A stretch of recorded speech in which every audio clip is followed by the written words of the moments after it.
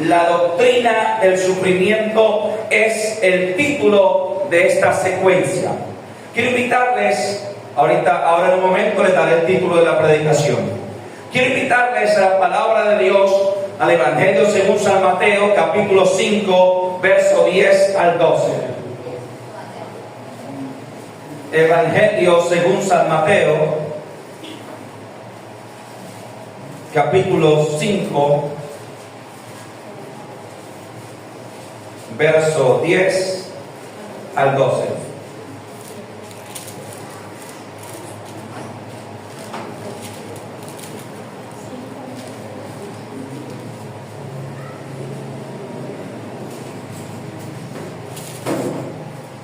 Evangelio según San Mateo, capítulo 5, verso 10 al 12. Cuando estemos en la cita, amados hermanos, respondemos con un fuerte amén. Amén.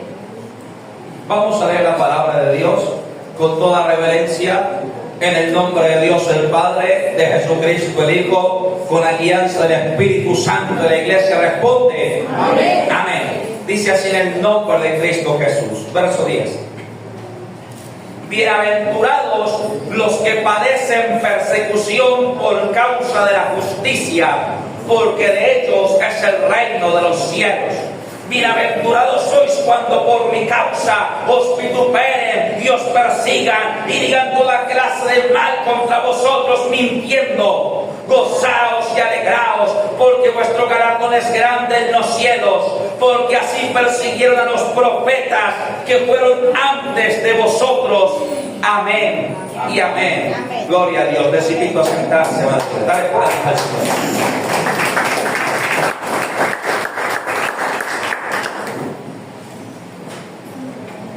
La enseñanza de hoy titula el sufrimiento en la vida del cristiano.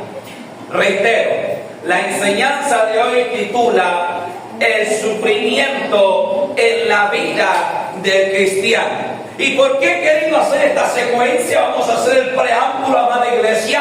¿Por qué he querido hacer esta secuencia acerca de la doctrina del sufrimiento? Porque la palabra de Dios me demanda y me exige a mí como pastor y predicador predicar todo el consejo de Dios.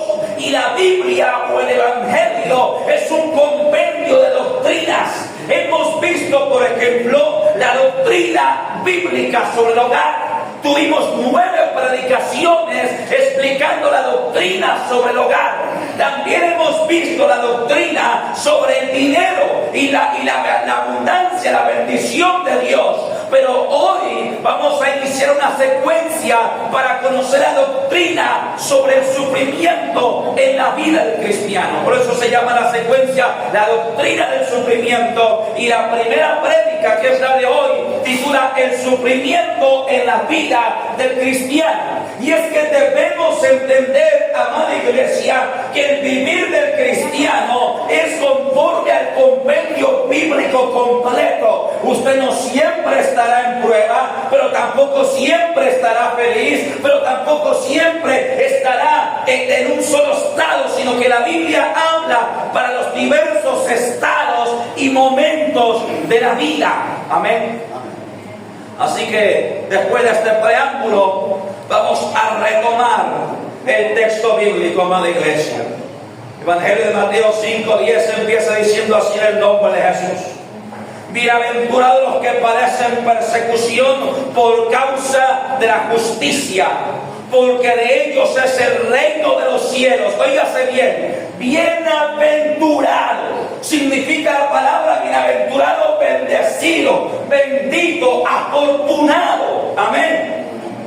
Y mira lo que dice: bienaventurado el que padece ¿qué? Persecución por causa de la justicia, dice la palabra, porque de ellos es el reino de los cielos. Bienaventurados sois cuando por mi causa os vituperen. ¿Qué significa vituperar? Criticar. Y os persigan y digan toda clase de mal contra vosotros mintiendo. Gozaos y alegraos, porque vuestro galardón es grande en los cielos. porque así persiguieron a los profetas que fueron antes de vosotros. Quiero hablar una verdad, amado hermano, en esta mañana, y es que el camino del cristiano no es fácil. El camino del evangelio no es fácil. Ahora, es una bendición, sí. O sea, conocer a Dios es algo hermoso, es algo grande. Dios salva tu alma, restaura tu hogar, restaura tu familia, restaura o bendice tus finanzas. O sea, Dios restaura, sí. Dios bendice, sí. Dios sana también, como hoy escuchamos testimonios de sanidades. Amén. Escuchamos el testimonio de nuestra hermana que testificó hoy que la ciencia médica le había dicho: usted no puede tener hijos en esa condición, pero Dios le dijo: yo te sano, y ahora la ciencia le dice: usted está sana. Amén. Amén. No por tratamiento médico, no porque se haya tomado una pasta siquiera, sino porque el Cristo de la gloria la sanó. Entonces yo quiero aclarar esto. Y es que en Cristo hay salvación, sí, hay bendición, sí, hay beneficios, un montón, pero el camino de Dios no es fácil. Amén. No es fácil. Y la palabra de Dios nos asegura. O sea, el camino de Dios, hermano, es hermoso, es lindo, restauró mi vida, me cambió, hermano, es lo mejor que me ha pasado y nos ha pasado, sí, pero cuesta, pero hay persecuciones, hay críticas, hay vituperios, hay momentos de prueba y de dificultad también. Y entonces Cristo nos empieza hablando aquí diciendo: bienaventurados son ustedes cuando los persigan por la fe, cuando los critiquen, los vituperen, digan toda clase de mal contra ustedes mintiendo, porque ahora son cristianos. Bienaventurados son, benditos son. ¿Qué significa esto, hermano? Yo te lo voy a hablar claramente. El evangelio es hermoso, pero no es un jardín de rosas. El evangelio es algo bonito, pero no es un camino de Alicia del país de las maravillas. Tú como cristiano serás probado, tú como cristiano serás tentado, tú como cristiano serás puesto a prueba, tú como cristiano serás rechazado, solamente por tu fe serás ignorado, serás tenido en poco o en menos. Y quiero destacar aquí 3 puntos respecto a este verso bíblico que hemos tomado de base. Punto número 1, desde el momento de tu conversión serás perseguido para que abandones tu fe.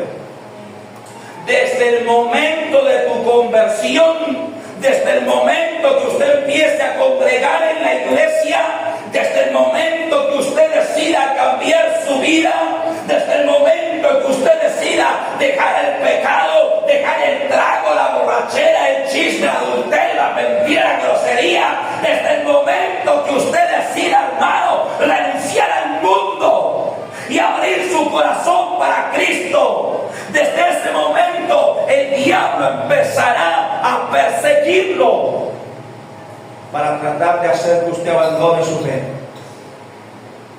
Y generalmente a los primeros que usa son a los de su círculo social más cercano y familiar. Generalmente a los primeros que el diablo usa son a los incrédulos que están en tu casa, o a los amigos con los que antes tú salías, a las cosas del mundo. Y allí empiezan a criticarte, y tú empiezas a congregar en la iglesia, y tú empiezas a venir fielmente cada culto, cada servicio, porque ahora nace un amor nuevo en ti, y ahora hay un deseo en ti de estar en la iglesia el domingo, de volver el martes, a regresar el miércoles, volver a la alabanza el viernes, y luego el domingo, y así, amado hermano, de congregar continuamente. No faltará el que se levante en tu casa. No faltará el que te diga: oye, a usted ya lo embrujaron, a usted ya lo idiotizaron, usted ya se irá viendo ladrillo, ya se irá pelándose las rodillas. No faltará, hermano, el que le diga que usted le lavaron la cabeza. No faltará el que se levante contra usted a criticarle, a estorbarle,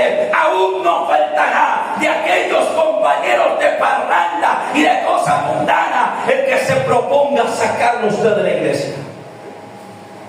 Mi papá, padre de crianza, y yo les he contado ya que mi padre biológico murió hace muchos años, cuando yo era un niño. Así que mi papá, antes de Cristo, era un hombre mundano. Mi papá era un hombre tomador, un hombre que le gustaba la fiesta, la parranda, la pachanga, el alcohol, la bebida. Y como llegó a tener ciertos recursos, entonces llegó a tener muchos amigos, entre comillas. Amigos porque era él el que gastaba, amigos porque era el que compraba, amigos allí. Y cuando Cristo llega y lo rescata, hermano, y lo salva, yo recuerdo que algunos de esos compañeros de Tomata dijeron, mi papá se convirtió en enero, o fue la primera vez que fue a la iglesia, que le dijo a mi mamá, el 1 de enero, mujer, lleven a su iglesia. Después de 10 meses de batalla con él, porque aborrecía a los cristianos. Pero ese es otro testimonio. 1 de enero, mujer, llévame a la iglesia. Y algunos de sus compañeros dijeron, no vamos a descansar hasta que hagamos que él vuelva al mundo otra vez. Óigase bien lo que sus amigos de Tomata dijeron.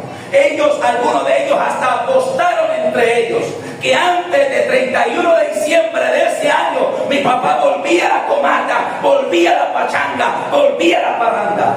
Se lo propusieron sacarlo del evangelio. Gloria a Dios, no lo lograron, porque él se tomó firme del Señor. Amén. Pero déjame decirte que habrá gente que se molestará por tu conversión. Habrá gente que se molestará por tu fe. Habrá gente que se levantará a atacarte desde el primer momento de tu conversión, porque le incomodará tu fe, le incomodará que sigas a Cristo. ¿Y sabe por qué lo hacen? Porque no son ellos, es el que está en ellos. No son ellos, es el diablo que manipula su corazón. ¿Qué le dijo? Usted recuerda cuando Pedro trató de reconvenir a Cristo para que no muriera en la cruz, para salvar a los pecadores. ¿Se acuerda lo que Jesús le contestó a Pedro? Apártate de mí, Satanás, me eres tropiezo, porque no pones tu mirada en las cosas de Dios, sino en las de los hombres. Ahora, ¿era acaso Pedro Satanás? En ninguna manera. Pero por su incredulidad y por la dureza de su corazón, Satanás estaba manipulando, usando a Pedro en ese momento. Así que si Satanás fue capaz de usar a un apóstol por su incredulidad, ¿cómo no podrá usar al incrédulo que está en tu casa? ¿Cómo no podrá usar a los incrédulos con los que antes tú parrandeabas y pachanteabas y te emborrachabas? ¡Claro que los usará! Y les molestará tu nueva vida, les molestará tu fe y tu camino. Mire, ¿y usted cómo se da cuenta que es el diablo?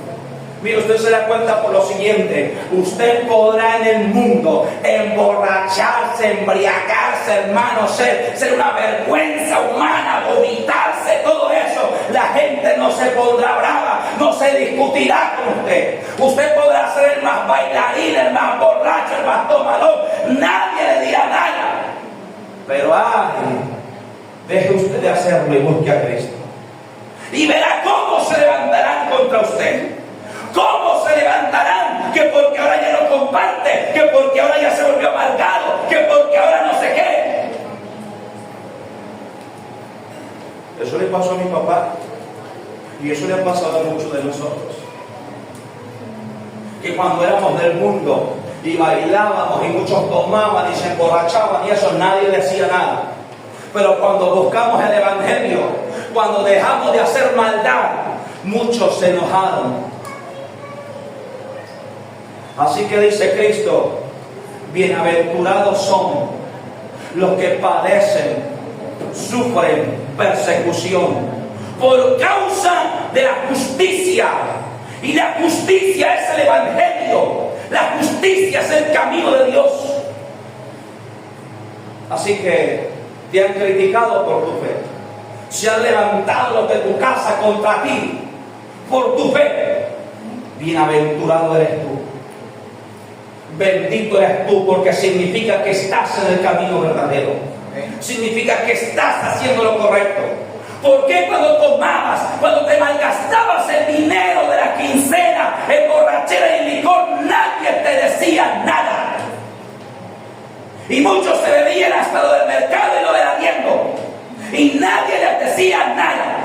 Pero ¿por qué ahora, cuando ya eres un hombre cuerdo, un hombre sobrio, un hombre de hogar, responsable, ejemplar de familia, porque vienes a la iglesia, ahora sí se enojan contigo?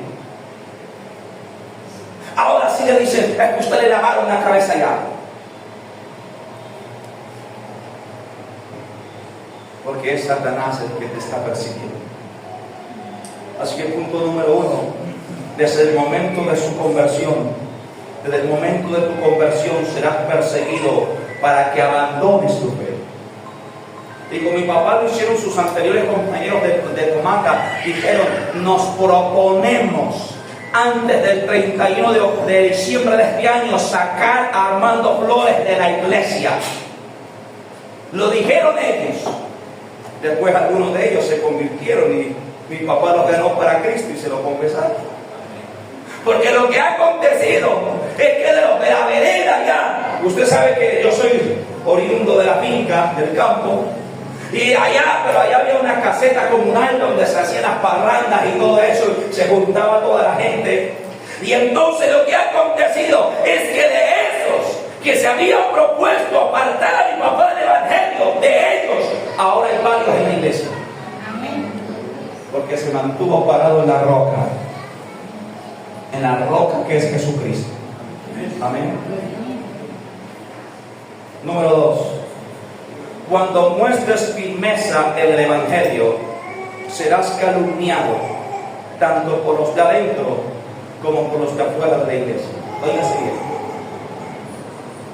Lo primero es cuando usted se convierte o cuando el Señor lo rescata, que es lo más correcto decir. Lo primero es cuando el Señor lo rescata, que usted sufre su conversión, que se oponen para tratar de apartarlo de la fe.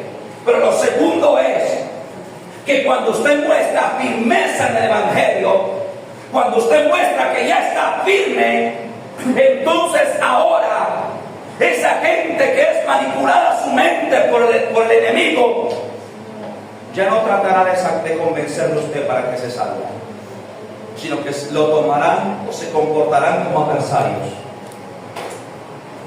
Por eso el segundo punto es, cuando muestres firmeza en el evangelio, serás calumniado tanto por los de adentro como por los de afuera de la iglesia. ¿Y por qué digo yo los de adentro de la iglesia? Porque adentro de la iglesia no todos son cristianos. Jesucristo claramente dijo que en la viña del Señor hay ovejas, pero también hay cabros. Hay trigo, pero también hay cizaña. Hay ovejas, pero también hay lobos que se visten con piel de oveja. Amén. En todas las congregaciones hay cristianos verdaderos, genuinos, bien intencionados, con buena voluntad, con buena fe, pero también hay malos cristianos o falsos cristianos. Y esos falsos cristianos que están dentro de las congregaciones serán uno de los primeros en calumniarlo a usted cuando vean su fidelidad. Serán uno de los primeros en calumniarlo a usted, en criticarlo a usted cuando vean que usted avanza espiritualmente. Van a decir, oiga, pero ¿cómo así? Pero ¿por qué ese que hasta ahora acabó de llegar ya preside, ya predica, ya tiene corbata? Y yo que tengo tanto tiempo, ¿por qué no me han llamado del servicio? Porque no han mostrado compromiso.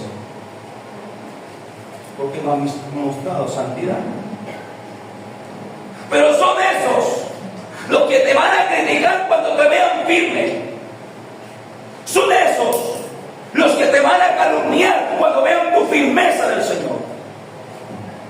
Y ahora también de afuera. Porque de afuera ahora empezarán a hablar y a calumniar. Si llegas a la iglesia y te afirmes, si te vuelves predicador, si te vuelves siervo, si te vuelves sierva, van a decir, no, esto ya lo perdimos, esto ya le lavaron la cabeza ya. Si te vuelves predicador, si te vuelves profetiza, van a decir de ti, está engañando a la gente. Y si de pronto avanzas y eres nombrado, porque Dios te ha escogido, eres nombrado pastor o un predicador, van a decir que te confabulaste para robar a la gente. Porque eso dicen de nosotros los pastores, de nosotros los predicadores. Ahora, es cierto que hay pastores torcidos, ustedes lo saben. Es cierto que hay iglesias torcidas, ustedes lo saben. Pero yo he predicado en este lugar que bendito sea el nombre de Cristo. Hasta el día de hoy nuestra conciencia está limpia y nuestras manos también. Yo he predicado en este lugar, amado hermano, y por la gracia de Cristo tengo la autoridad moral para mirarle a usted a la cara y decir que no he malversado una moneda ni me he aprovechado de su fe. Además que eso salta a la vista. Cuando usted está en una iglesia donde se quieren aprovechar de usted para sacarle dinero, se inventan maratónicas y piden dinero por esto y por lo otro y por esto y por lo otro, y ponen un tope de la ofrenda, y aquí la ofrenda es de 20,000 para arriba. Me contaba una vez un hermano que fue a otra iglesia, que un compañero de él fue a otra iglesia. Así que eso se conoce, eso se ve. Amén. Amén. Pero el asunto es eso, hermano. Ya cuando usted muestra firmeza del evangelio, se van a levantar contra usted. Mire, usted sabe, por la gracia de Dios, hace 7 años que soy pastor en este ministerio y nunca he dejado de trabajar en el ámbito secular, porque quiero que sepa que ser pastor también es una labor, también es un trabajo. Nosotros nos levantamos temprano para interceder, para orar, hacemos visitas pastorales, sacamos tiempo para ayunar, para hacer estudios, para sacar predicaciones, para sacar los estudios bíblicos que hacemos en los discipulados, en los retiros. Es decir, tenemos una secuencia de labores, de funciones y de compromisos. Tanto que aquí en Colombia el pastorado es considerado una profesión liberal, como el contador público, como el abogado, como cualquiera que ejerce una profesión de manera independiente. Pero además de eso, durante estos 7 años que llevo de pastor, ya para 8 en este ministerio, nunca he dejado de laborar en lo secular. Pero el otro día, el año pasado, me encontré a un pariente lejano, medianamente, y lo saludé y le dije, fulano, ¿cómo va? Me dijo, aquí, ¿cómo fue que me contestó? Aquí, como nos toca a todos, trabajando. Como quien dice, porque usted no trabaja. O sea, me lo dijo en un tono de ofenderme. Y yo decía, no es que el hombre no supiera, porque es pariente. Y él sabe que yo trabajo. Sabe que tengo un trabajo secular, aparte de la iglesia, que durante casi 8 años fui vendedor y que ahora trabajo como contador. Pero aquel hombre, a pesar de que él me conoce y sabe que trabajo también en lo secular, quiso ofenderme. ¿Sabe por qué? Solo por el hecho de ser pastor. Fuera alguna otra profesión, fuera alguna otra, hermano, que cualquier otro no diría nada. Pero quiero que sepas, hermano, que cuando tú te afirmas en tu fe, el enemigo pondrá quien te persigue, quien te calumnie, quien te vitupere. Recuerdo que también el año pasado, usted sabe que mi familia, toda la familia de mi esposa es de Boyacá, y algo tienen esas tierras que son muy conservadores en la religión tradicional, es decir, en el catolicismo. Y un día uno de aquellos familiares de Boyacá llamaron a mi esposa y hablaron con ella y cómo está, y verdad que te casaste y quién es tu marido. Cuando ella dijo que era pastor o supieron que era pastor, ay, mi hijita, te casaste con un... ¿Cómo fue que lo dijeron? con un hereje. Te casaste con un hereje. Hermanos amados, ¿qué es lo que yo quiero explicar en esta mañana? Serás perseguido por tu fe. Usted en el mundo puede hacer y deshacer y nadie le va a decir nada. Pero vuélvase un hombre de Dios, una mujer de Dios, tendrá un montón de gente en contra suya. Gente que no va a gustar de usted, aunque usted no tenga nada de qué hablar. Así como Daniel en el reino de Babilonia, un hombre íntegro, un hombre pulcro, un hombre santo, un hombre sin tacha ni mancha alguna, pero sus compañeros de trabajo, funcionarios del rey, buscaron la manera de hacerlo tirar entre el pozo de los leones, sin tener razón alguna. Entonces, hermanos, no faltará quien te critique. No faltará quien diga, ay, pero desde que se volvió cristiano, cristiana, ya no comparte con la familia, porque ya no te emborrachas con ellos. Porque no es que usted no los visite. Yo creo que todos nosotros, antes, desde que me convertí, desde que Dios me salvó, me he vuelto más afectivo con mis parientes. Antes Cristo cambia el corazón de manera que uno sea más atento. Pero ¿sabe cuál es la diferencia? Que ahora usted ya no se emborracha con ellos. Y entonces por eso van a decir, ay, pero usted ya se volvió amargado, ay, pero esto, pero lo otro, le van a criticar. Y ahí es donde Cristo dijo, si alguno ama padre o madre, hijo o hija más que a mí, no es digno de mí. Ahí es donde aplica eso.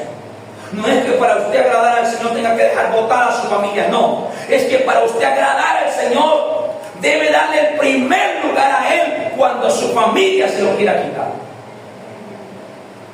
Cuando su familia le quiera decir, deje la iglesia y véngase a tomar con nosotros, a emborrachar con nosotros, a ir a fiesta con nosotros, ahí es donde toca hacer una elección por Cristo antes que por la familia. Amén. Porque en ninguna manera nosotros somos desatentos. Antes yo prediqué en la secuencia de hogar y la familia acerca de honrar a padre y madre. ¿Alguien estuvo en esa prédica? Amén. Acerca de estar atento de ellos. Amén. Y pasa esto, hermano. Y es que yo he visto muchos cristianos que llegan a la iglesia enfermo, con el hogar destruido y arruinado. Pero Dios sana la enfermedad, restaura el hogar y bendice las finanzas.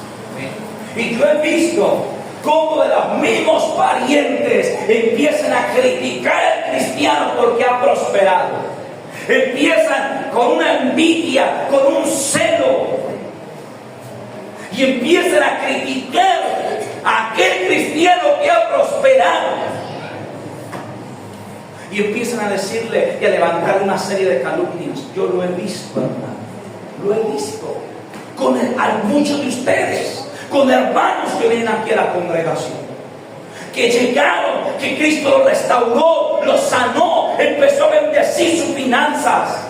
Y ahora los incrédulos de su casa le critican por eso. No porque esté bendecido, sino porque tiene envidia. Ay, ahora ya no quiere salir de esa iglesia. Ahora le lleva los diezmos al pastor en lugar de ayudarme a mí, que estoy arruinado. ¿Y por qué está arruinado? Porque ha vivido toda su vida desagradando a Dios.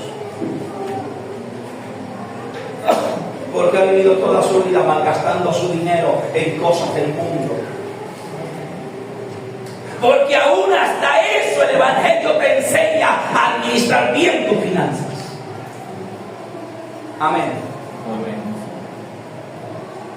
Ahora, número 3. Cuando esto te acontezca, gózate y alégrate, porque tu camino es aprobado por Dios. Cuando esto te acontezca, gózate y alégrate, porque tu camino es aprobado por Dios. Es decir, cuando te acontezca que te critiquen por tu fe, que te señalen por tu fe, que te vituperen por tu fe, Gózate y alégrate, dice la palabra de Dios.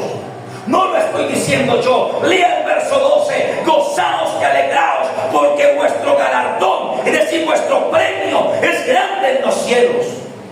Porque así persiguieron a los profetas del tiempo antiguo. Porque así criticaron a los que hacían lo recto en el tiempo antiguo.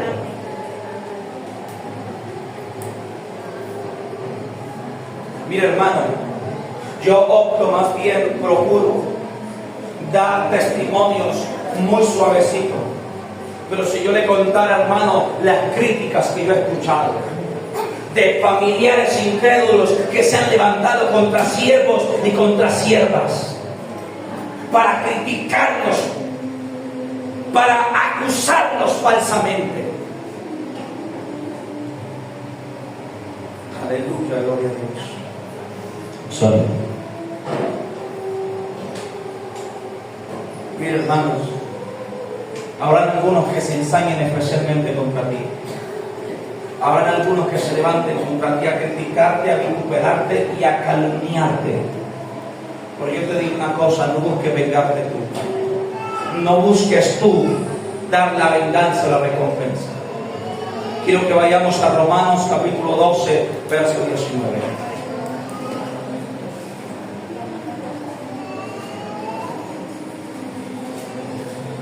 Romanos capítulo 12, verso 19.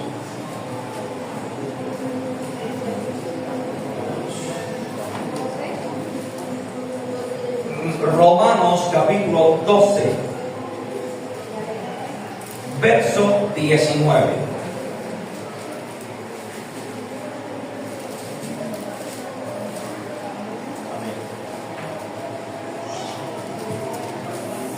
Dice así la palabra de Dios en el nombre de Jesús. ¿Estamos todos allí? Amén. Romanos capítulo 12, verso 19.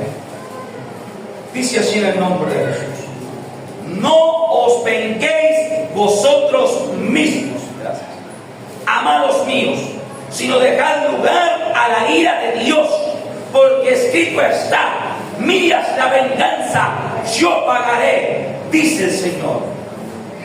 Óigase bien. A usted lo van a criticar, sí. A usted lo van a calumniar también. A usted lo van a menospreciar y lo van a señalar injustamente, sí.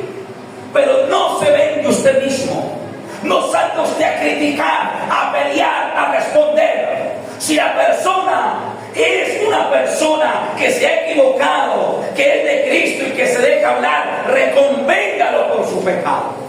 Si se arrepiente, habrá ganado a su hermano. Pero si no es una persona creyente, si es un incrédulo que no muestra ni la mínima señal de arrepentimiento, o si es un falso cristiano que no muestra ni la mínima señal de arrepentimiento, haga esto, entrégalo a Dios y descanse en Él.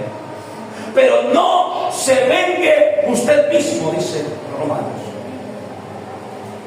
No os venguéis vosotros mismos. Es decir, no busque revancha, amados míos, sino dejar lugar ¿a qué? A la ira de Dios. Porque escrito está: mía es la venganza, yo pagaré, dice el Señor. Mira, hermano, por la misericordia de Dios, desde el año julio de 2007 llegué al Evangelio. Es decir, 17 años más o menos, para 18 años. En estos 17 años, más o menos 14 años de estar predicando la palabra, he sido criticado, juzgado y calumniado falsamente muchas veces. Muchas veces. Pero siempre he visto la recompensa del Señor. Siempre he visto la mano de Dios con el tiempo, sacando la verdad a la luz cuando han sido calumnias. Siempre he visto el juicio de Dios en aquellos que se levantan o se levantaron contra mí. Recuerde que yo he relatado que mi conversión aconteció terminando el bachillerato. Y en ese tiempo los amigos que yo tenía o compañeros se apartaron de mí, porque Dios me dijo en la palabra: yo escogeré tus amistades. No sé quién se lo ha dicho Dios alguna vez. Yo escogeré tus amistades. Y de un momento a otro quedé solo.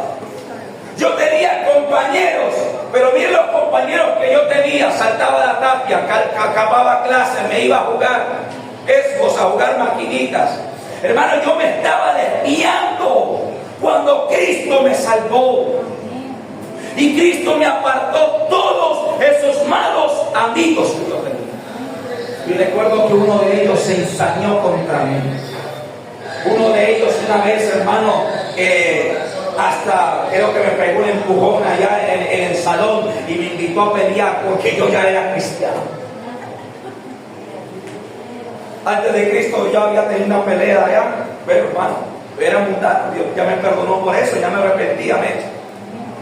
Pero hermano, mire la provocación de este joven. Me pegó un empujón y me invitó a pelear sabiendo que yo ya era cristiano. No lo hice. Aguanté, soporté la humillación porque no me habló bonito. Pero luego Dios me dijo en la palabra: aquel que se ha levantado contra ti, tú verás su juicio sobre él. Ese fin de año, hermano, a ese muchacho le aconteció algo muy duro, muy tremendo. Oré por él y no quiero relatar aquí, pero usted verá la mano de Dios, el juicio de Dios sobre aquellos que se levantan contra usted. Claro está, cuando usted calla y espera a Dios. Porque si se levantan contra usted y usted sale así como un gallito fino: ay, pues qué, pues yo soy cristiano pero tampoco bobo. A ver, ¿cómo es? Uno dijo: yo soy cristiano pero la peinilla no. Otro dijo: yo soy manso pero no menso. A ver, ¿cuántos son? Jamás Dios va a pelear por ti de esa manera. Una vez yo le estaba dando consejería a una mujer para que ganara a su marido para Cristo. Y la Biblia dice que no es con pelea, con grito que se gana el marido, sino con buena conducta y orando y ayunando por él. Y me dijo, yo le dije: cuando él le hable de mala tónica, quédese callada, ore por él. Me dijo: pastor, es que yo soy mansa pero no mensa. Yo le dije: de esa manera nunca lo va a ganar. Si usted pelea por usted mismo, ¿cómo Dios va a orar? Aquí dice: no os venguéis vosotros mismos, no busque revancha usted mismo, deje lugar a la ira de Dios. Yo le he contado el testimonio de la sierva de aquí, que está ahorita aquí en este lugar, que cuando ella se convirtió al evangelio, el marido incrédulo se emborrachó y le pegó y todo esto, y que ella no se levantó contra él, no lo denunció a la fiscalía, que tenía derecho a hacerlo, sino que oró y clamó por ese varón.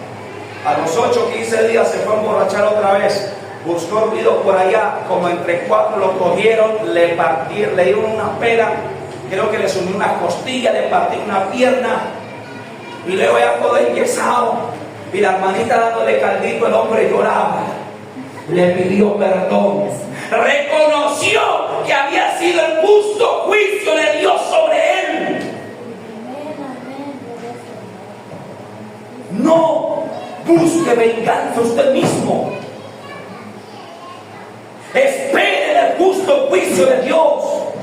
Muestre la mansedumbre de Cristo, la nobleza de Cristo, que cuando lo vituperaron se quedó callado, cuando le pusieron la corona de espinas no dijo nada, cuando le dieron cachetadas en la cara no maldijo, cuando lo subieron a la cruz le clavaron las manos, le clavaron los pies, traspasaron su costado, dijo: Padre, perdónalos, no saben lo que hacen.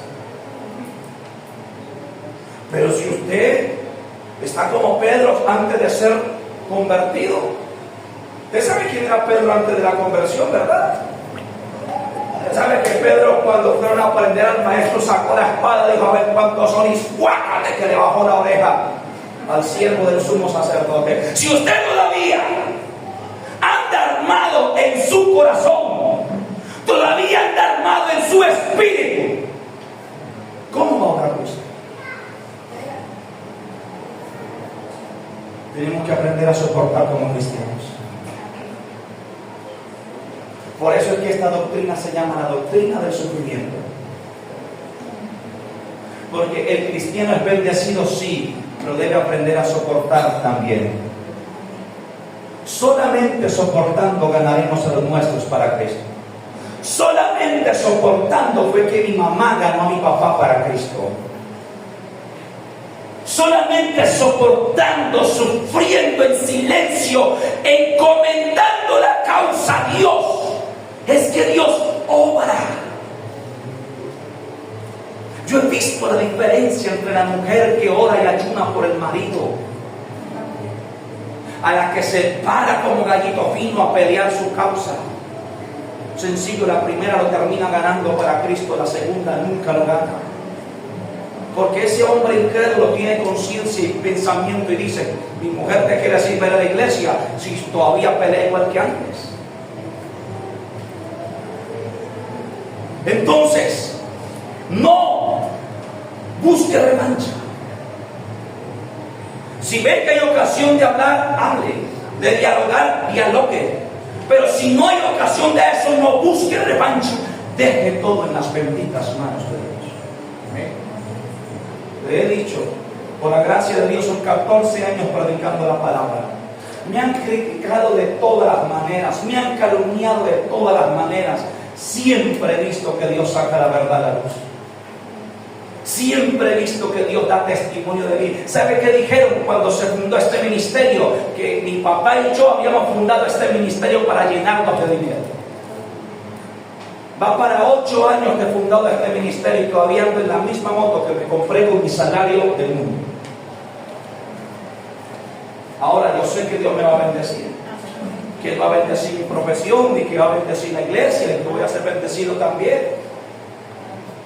Pero Dios se ha encargado de sacar siempre la verdad a la luz, tanto en los temas de familia como en los temas de iglesia, como en cualquier otro tema. Él es el que me defiende cuando espero en Él. Amén. Ahora, ya para ir cerrando, no digo que voy a terminar ya, para ir cerrando. Amén. Dijo un hermano, después de eso falta como media hora más. Subtítulo que diga: el sufrimiento y la soberanía de Dios.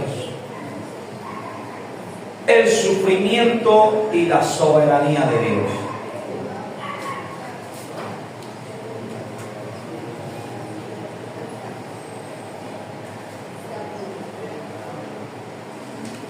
¿Estamos listos, hermanos?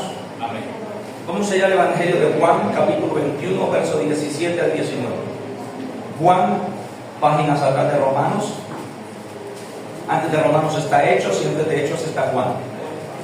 Evangelio según San Juan, capítulo 21. Capítulo 21, versos 17 al 19. Aquí es donde Cristo ha resucitado y está hablando con Pedro.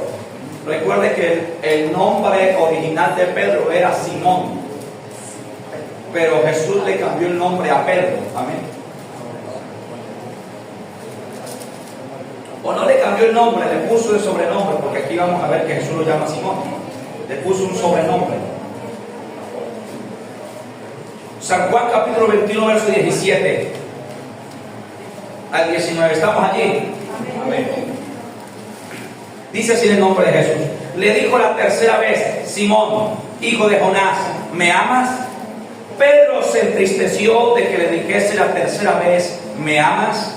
Y le respondió: Señor, tú lo sabes todo, tú sabes que te amo. Y Jesús le dijo: apacienta mis ovejas. Verso 18. De cierto te digo, cuando eras más joven te ceñías e ibas a donde querías, mas cuando ya seas viejo extenderás tus manos. ¿Extenderás qué? Tus manos, y te seguirá otro, y te llevará a donde no quieras. Verso 19, mira aquí está la explicación. Esto dijo, dando a entender con qué muerte había de glorificar a Dios. Y dicho esto dijo, añadió, sígueme. Amén.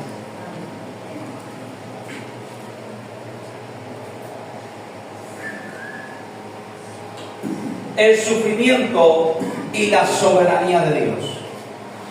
Hay gente que es buena y le pasan cosas malas. Hay gente que es recta, que es correcta y sufre cosas duras. Hay gente que teme a Dios, que agrada a Dios, que hace y procura hacer lo bueno, pero le acontecen cosas trágicas. Y aquí estamos viendo, cuando Cristo le habla a Pedro y le da la siguiente profecía: cuando tú eras más joven, te ceñías tú solo e ibas a donde tú querías. Mas cuando ya seas viejo, extenderás tus manos, te ceñirá otro por las manos, es decir, te colocarán cadenas y te llevarán al lugar donde tú no quieres, es decir, al patíbulo. El apóstol Pedro, amados hermanos, fue encadenado, aprisionado, finalmente sentenciado a muerte y fue crucificado. Entonces, la profecía que Cristo le dio a Pedro, por eso dice en el verso 19, esto dijo, dando a entender con qué clase de muerte habría de glorificar al Señor. Y es que a Dios le plació, dentro de su soberanía, permitir que Pedro fuera asesinado por la fe. Pedro no murió de muerte natural. Pedro no murió de viejo. Pedro murió asesinado por el imperio romano, crucificado. Dice la tradición que él pidió que lo crucificaran boca abajo porque no se sentía digno de morir igual que su Salvador. Y aquí es donde uno dice, yo quiero que tú entiendas esto. ¿Por qué la gente buena a veces les pasan cosas malas? Y es por la soberanía de Dios. No fue que Dios se despidó y usted se estrelló. No fue que Dios se quedó dormido y usted tuvo cáncer. No fue que Dios se le olvidó que usted existía y se estrelló y se murió. No. Es que Dios, dentro de su soberanía, determina nuestro nacimiento y nuestra muerte. Dentro de su soberanía, determina unas pruebas que debemos sufrir para formar nuestro carácter. Quiero hablarles en este caso del libro de Job. Algunos han escuchado sobre el libro de Job. La Biblia dice que este hombre Job era perfecto de corazón, recto, íntegro, es decir, era un hombre bueno. Amén. Si hubiese sido pastor, hubiese sido un excelente pastor. Si hubiese sido simplemente cristiano congregante, hubiese sido un excelente cristiano. Y dice que por su obediencia Dios había bendecido su casa, su familia, sus hijos, su hacienda. Y este hombre era tremendamente rico. Dice que tenía 7,000 ovejas, que eso es más o correspondiente a tener más de 7,000 cabezas de ganado al día. Que tenía 500 yuntas de bueyes con las que se araba en la tierra, lo cual equivaldría a decir que tenía 500 máquinas o tractores de arar, tierra en abundancia para cultivar, empleados sin número, muchísimos, dice.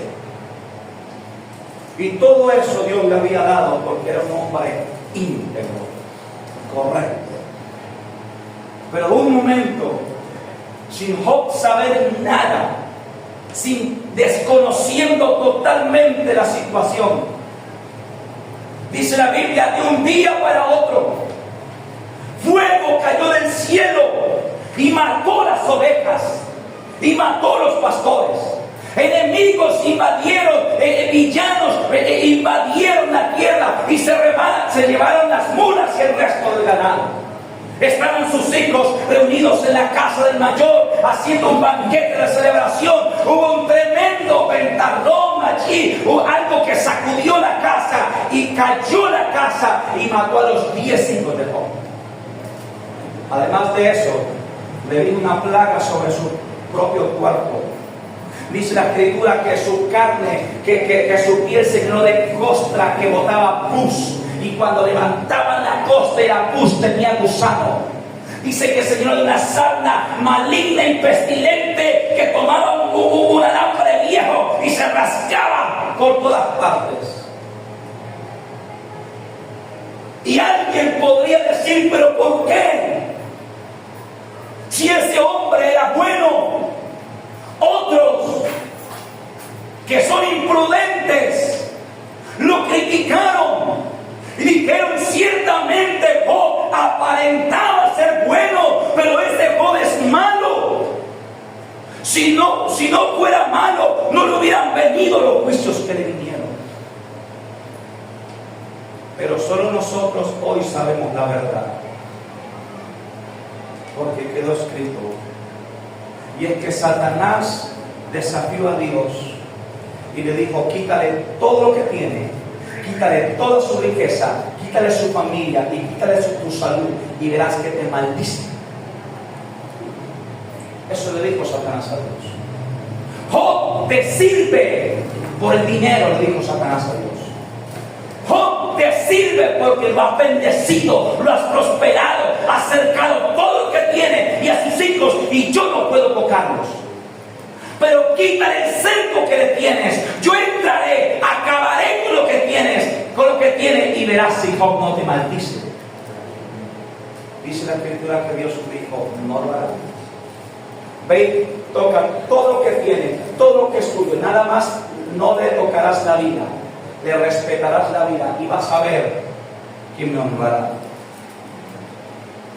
Y nosotros lo sabemos porque hoy está escrito, pero en ese tiempo nadie lo sabía. Job no sabía por qué estaba sufriendo.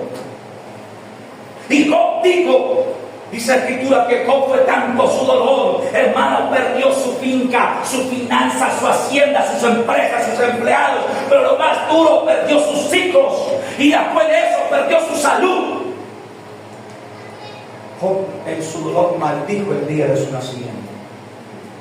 Pero cuando le aconteció todo eso, dice la escritura que se postró en tierra y adoró. ¿Y sabe qué dijo? Desnudo salí del vientre de mi madre, y desnudo de volver allá. Bendito sea Dios, alabado sea Dios, porque Dios me dio y Dios me quitó. Él es Dios, haga lo que quiera. Eso es confiar en Dios. Eso es confiar absolutamente en Dios. Y este hombre, siendo bueno, sufrió mucho. Pero su sufrimiento era una prueba que Dios estaba permitiendo. Porque una vez terminada la prueba, dice la escritura, que Dios lo bendijo 2 veces más lo que era antes. Antes tuvo 7,000 ovejas, dice la escritura que llegó a tener 14,000 ovejas. Dice la escritura que Dios le devolvió multiplicado todo lo que el diablo le había quitado. Y además de eso dice que nuevamente tuvo 10 hijos, 7 varones y 3 mujeres. Y no solamente eso, sino que las 3 hijas de Job eran las mujeres más lindas, más hermosas que habitaban en toda la tierra. Pobre Job. Imagínense, hermano, uno con una cantidad de pretendientes detrás de las hijas de uno. Que Dios nos guarde, hermano. Yo más bien no hablo. Gracias a Dios, yo le he dicho a mi esposa cuando me ha querido tocar el tema, y cuando Salomé sea grande y sea señorita y la quieran pretender, y esto, mujer, falta mucho tiempo, no me amargue todavía. Sí. Pero imagínese usted, dice la Escritura, que las 3 hijas que Dios le dio a Job, la segunda vez eran las más hermosas de toda la tierra. Y este hombre murió viejo, lleno de días, de paz. Dice que vio a sus hijos hasta la 3ª y 4ª generación. Pero aquí, el tema que estamos tocando, hermano, es ¿por qué los cristianos sufren? Ahora, es cierto que a veces viene juicio por el pecado. Eso es verdad. Dios te guarde, pero tú pecas o tú te descarrías de los caminos del Señor y va a ver lo que te va a pasar. Y no lo digo por amenazarte, está escrito en la palabra. Dice Pedro que mejor era no haber conocido al Señor que conocerle y haberse vuelto atrás. Yo tengo una familiar que fue sierva de Dios y se volvió al mundo. Y Dios la llamó una y otra vez: arrepiéntete, arrepiéntete, vuelve a mí, vuelve a mí. Ella no se quiso arrepentir, le cayó un cáncer y murió. Después de ser sierva, murió siendo joven. Entonces yo he visto con mis ojos y yo sé lo que es volver atrás, los juicios que trae. Ahora, es cierto que por el pecado viene juicio, pero no siempre que a un cristiano le pasen cosas malas significa que esté en pecado. Por eso no juzgue, no critique, quédese callado y mejor ore, porque usted no sabe si ese hermano que está sufriendo eso es porque Dios quiso probarlo. Miren, nos faltan los hermanos imprudentes.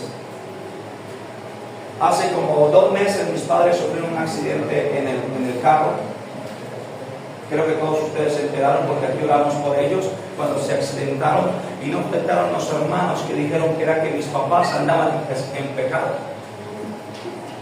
No faltaron, hermano. Dios quiso probarlos, pero no faltó el que dijo andaban en pecado. No. Y aunque fuera así, es un tema de ellos con Dios. Dios lo demandaría. Pero yo que los conozco, sé la integridad que manejan. No son perfectos, pero sí que son buenos siervos. Amén. Amén. Entonces, amada iglesia, y voy a decirte lo siguiente. Hace poco hubo un caso aquí en Colombia que estremeció todo el país. Y más de un hermano me preguntó: pastor, ¿por qué? ¿Por qué pasa eso? Y fue el caso triste, lamentable, de los pastores que asesinaron por allá en Aguachica. Yo tengo que confesarle, nunca los conocí, pero me dolió mi corazón. Oré por esa familia. Le pedí a Dios que los fortaleciera, porque aunque no los distingo, son mis hermanos. Pero quiero decirte lo siguiente: más de un hermano, incluida mi esposa, me dijo: ¿por qué pasó eso? Cuando uno ve las noticias, uno ve que esos pastores eran gente buena. Uno va a ver que la comunidad, aún los no cristianos, marcharon, protestaron y dijeron: esa gente era gente buena. Entonces, si esos pastores eran buenos pastores, si era gente buena, ¿por qué pasó eso? Ya las autoridades descartaron que hubiese sido equivocación. Lo más probable era que estaban tratando de extorsionar a los pastores. Bueno, quién sabe, no sé. Pero el asunto es, amados hermanos, solamente Dios conoce la verdad. Yo no conozco la verdad en los niños. Pero allí en la noticia, la comunidad decía lo siguiente: era gente buena. Ahora, digamos que es así, que eran pastores íntegros, buenos. Entonces, ¿por qué murieron? La respuesta es porque Dios en su soberanía lo determinó. Dios lo determinó. O sea, yo quiero que tú entiendas que Dios es soberano. Y Él determina el día en que nosotros hemos de morir y cómo hemos de morir. Y si alguno de nosotros debe morir por su fe, será así y para la gloria de Dios. Amén. Ahora, es duro, sí. Duele también. Pero es la soberana voluntad de Dios. Si Dios no hubiese querido que esos pastores hubiesen muerto, hubiesen pasado como tantos testimonios que yo he conocido. Hermanos que eran bandidos y Cristo los rescató y se volvieron a Cristo, pero quedaron por enemigos allá afuera. Que luego los buscaron para matarlos, que los tuvieron así a quemarropa, martillaron y no salió el tiro. Yo vi el video de un pastor en Bogotá hace un par de años. Estaba predicando el pastor, tenían cámaras de seguridad dentro de la iglesia y una cámara en esa esquina enfocaba hacia el altar, y se vio cuando salió la noticia hasta por los canales de televisión, cuando un hombre que estaba en el costado derecho saca un arma para matar al pastor. En el momento que saca el arma se va hacia atrás, ¡pum!, se desmaya. O sea, Dios lo ministra. Quedó grabado el video, salió por las noticias hace varios años atrás. O sea, Dios actuó dentro de su poder y su soberanía. No era el día que ese pastor iba a partir. Así que Dios no le permitió al asesino que cumpliera su cometido. Y así conozco muchos testimonios de pastores, predicadores, hombres de Dios que trataron de asesinarlos y no pudieron porque Dios intervino.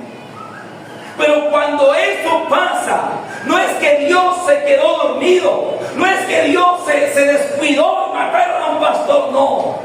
Es que Dios lo determinó en su santa voluntad. Y sobre todo tenemos que saber que Dios es bueno. Amén. Dios es bueno. Dios no es malo, hermanos. Tengo 14 años de predicar el Evangelio por misericordia, 17 de caminar con Él, y puedo decirte que Dios es bueno. Amén. Aún en las cosas duras de la vida que pasan, he visto la bondad de Dios conmigo. Aún cuando Dios permita que uno de los tuyos parta, sabe que Dios en su bondad lo determinó así. La familiar que partió, que murió de cáncer, Dios permitió que ella cayera al techo. Estando enferma, se arrepintió, se reconcilió con el Señor y fue salva. Dios la levantó de la tierra para que fuera salva. Por eso, aun cuando Dios corta a alguien de sus hijos, es para que sea salvo. Dios sabe que probablemente más adelante va a tropezar. Dios sabe que si ese familiar la dejaba así como iba en el mundo, se iba a condenar, se iba a perder. Por eso prefirió ponerle enfermedad, traerla de nuevo a sus pies, que se arrepintiera y levantarla para que fuera salva. Mira, Dios es bueno, sábelo, sábelo. Aun cuando Dios permitió que Job sufriera como sufrió, lo hizo para hacerle más bien que antes, para tener más bondad que antes, más misericordia que antes. Voy a darle un pasaje bíblico que usted lo va a leer en su casa, no vamos a ir allá. Apocalipsis capítulo 6, versos 9 al 11. Apocalipsis 6, del 9 al 11. Ahí dice la escritura que había unas almas que habían sido decapitadas por causa de la palabra y que le dijeron al Señor: Señor, ¿hasta cuándo vengarás la muerte, nuestra sangre, de los que moran en la tierra? Y dice que el Señor les contestó: esperen un poco de tiempo a que se complete el número de sus hermanos que han de ser muertos con ustedes. Apocalipsis 6, del 9 al 11. ¿Qué nos enseña ese pasaje de Apocalipsis? Que muchos de nosotros, hermanos, moriremos por la fe. Yo no sé si yo moriré de viejo. Tampoco sé si moriré por la fe. Pero lo que sí es cierto es que la Biblia me asegura que algunos siervos de Dios morirán o moriremos por la fe. Como hoy día mueren en Corea del Norte, en los países árabes, como hoy día mueren en la India. Hay tantos lugares en el mundo donde hoy mismo están muriendo cristianos por su fe. Lo que pasa es que nosotros somos bienaventurados de vivir en Occidente, donde todavía existe democracia y todavía existe libertad de culto. Pero hay muchos países donde no la hay. Hay muchos países donde ahora mismo te meten preso por llevar una Biblia en tu bolso. Y termino con esto, Marcos 8, 24 al 25.